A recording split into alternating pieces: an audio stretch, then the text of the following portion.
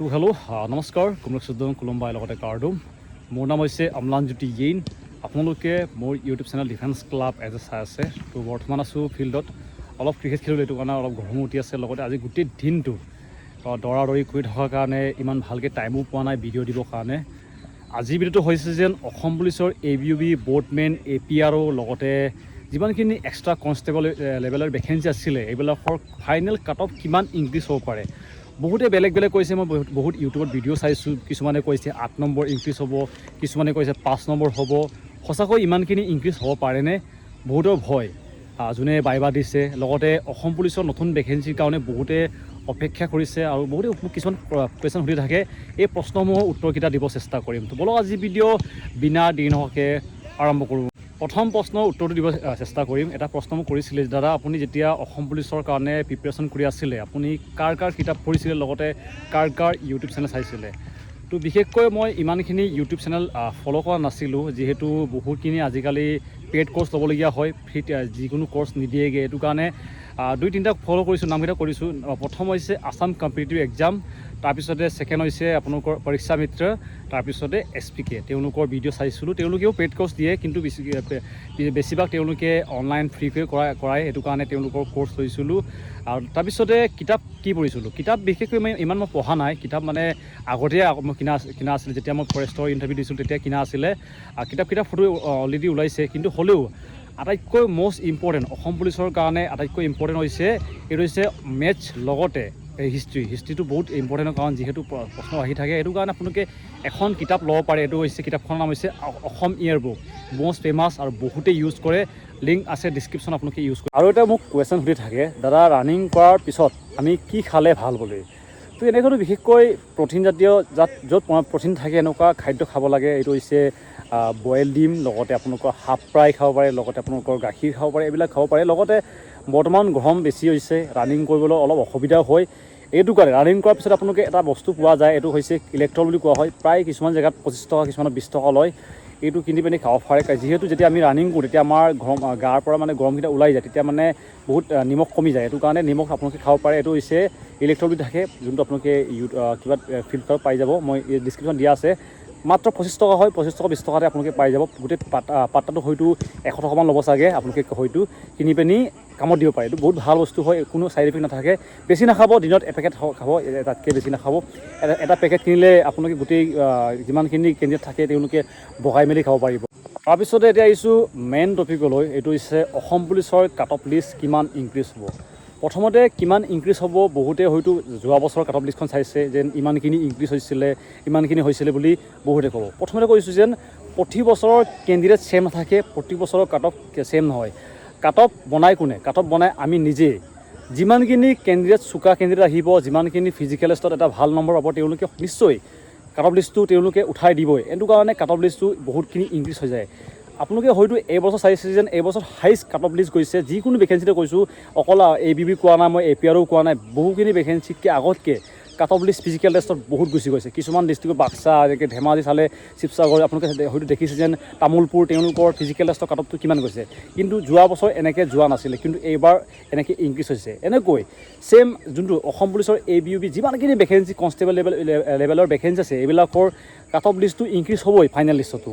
যদিহে cut off list increase হয়, মোৰ মতে কিমান হ'ব পাৰে এইটো কোৱাটো অলপ কঠিন হয়, যিহেতু যিমানখিনি এক্সপেক্টিভ কওঁ এইটো নিমিলেগৈ। যিহেতু মোৰ ওচৰত কোনো লিষ্ট নাই যেন ইমানখিনি ইনক্ৰিজ হ'ব পাৰে। কিন্তু মই বাইবা দিছোঁ, স্কিল দিছোঁ, এইটো কাৰণে ঘূৰি ফুৰি আছোঁ। লগতে যিমানখিনি মোক তেওঁলোকৰ নিজৰ নাম্বাৰসমূহ দেখায়, মই প্ৰায়খিনি ডিব্ৰুগড়, তিনিচুকীয়া, তাৰপিছতে ধেমাজি, চৰাইদেউ ডিষ্ট্ৰিক্টৰ ল'ৰা ছোৱালীসকলৰ লগত কথা পাতি থাকোঁ। লগতে বেলেগ ডিষ্ট্ৰিক্টৰো মোক কিছুমান তেওঁলোকৰ নিজৰ নাম্বাৰকেইটা কয় যে মই ফিজিকেল টেষ্টত ইমান পাইছিলোঁ, পৰীক্ষাত এনেকৈ পাইছিলোঁ, তো এনেকৈ দেখাই থাকে।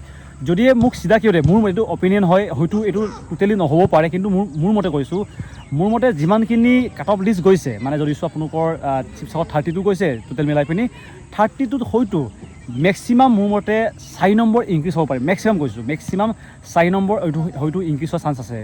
বেলেগ ডিষ্ট্ৰিক্টৰ বেলেগ কাট অফ হ'ব। কিন্তু যদি মোক সোধে, মোৰ মতে 4 নম্বৰ হয়তো কাট অফ লিষ্ট ইনক্ৰিজ হ'ব পাৰে, হাইষ্ট টু হাইষ্ট, তাতকৈতো বেছি নহয়। যিহেতু বাইবাত কিমান আছে? বাইবাত মাত্ৰ আছে 5 নম্বৰ। কিন্তু বহুতখিনি কেণ্ডিডেটে বাইবাত 5ৰ ভিতৰত 5 নম্বৰ পোৱাটো সহজ নহয়।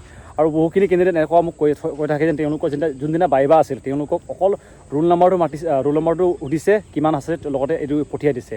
তেওঁলোকে কেনেকৈ নম্বৰ পাব, অলপ কনফিউজ এইবিলাক হয়তো হৈ আছে। এনেকুৱা যোৱা বছৰো মই এনেকুৱা ছেম বস্তুটো মই দেখিছোঁ। যেতিয়া AFEFৰ বাইবা হৈছিলে এজন কেণ্ডিডেটৰ নামটো সুধি পিনি তেওঁলোকে পঠিয়াই দিছেগৈ, কিন্তু বৰ্তমান তেওঁ AFEFত চাকৰি কৰি আছে।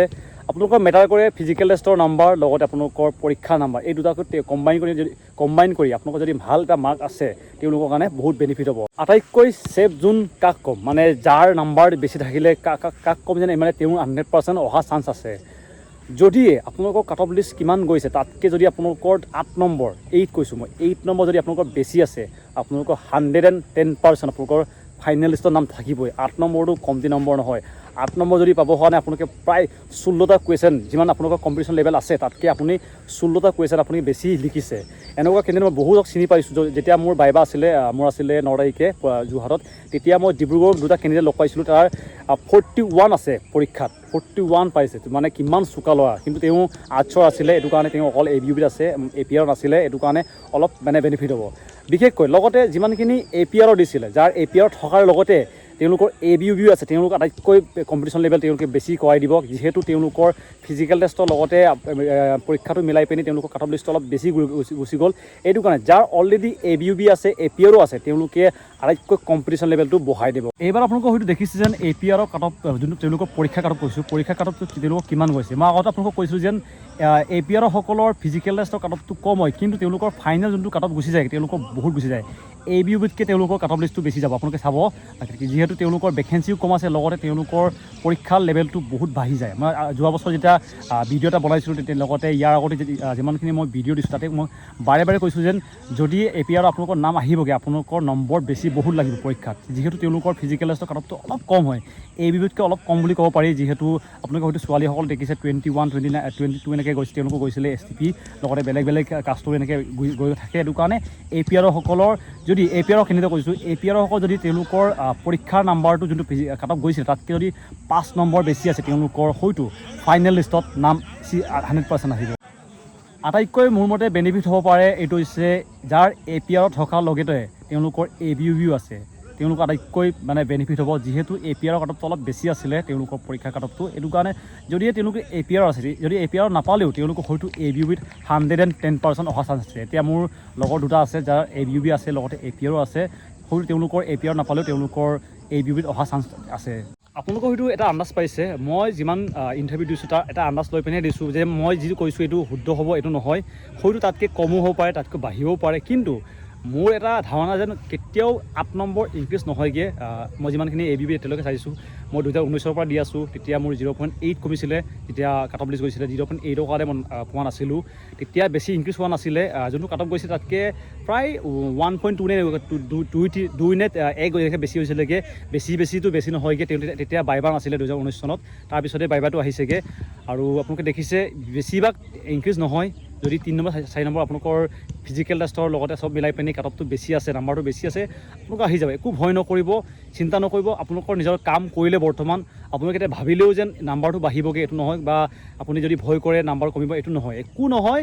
অলৰেডি আপোনাৰ যিমানখিনি কাম আছিলে, এতিয়া হয়তো বহুতৰ সপোন আছিলে বাইবা দিয়া, কিন্তু বহুতে বাইবা দিব পোৱা নাই। কিন্তু আপোনালোকে যদি বাইবা দিছে, এটা লাকি পাৰ্চন, আৰু আপোনালোকে এটা বহুত কষ্ট কৰিছিলে, বহুতখিনি ইণ্টাৰভিউ দিছিলে, বহুখিনিয়ে পৰীক্ষা দিছিলে, বহুখিনিয়ে বাইবা দিব পোৱা নাই, আপোনালোকে দিব পাইছে, ভাল কথা। এতিয়া আপোনালোকে চিন্তা নকৰিব, ভগৱানৰ ওচৰত নাম দিয়ক, মা দেউতাক সেৱা কৰি থাকক, নিশ্চয় আহিব। তো ভিডিঅ' সামৰিছোঁ।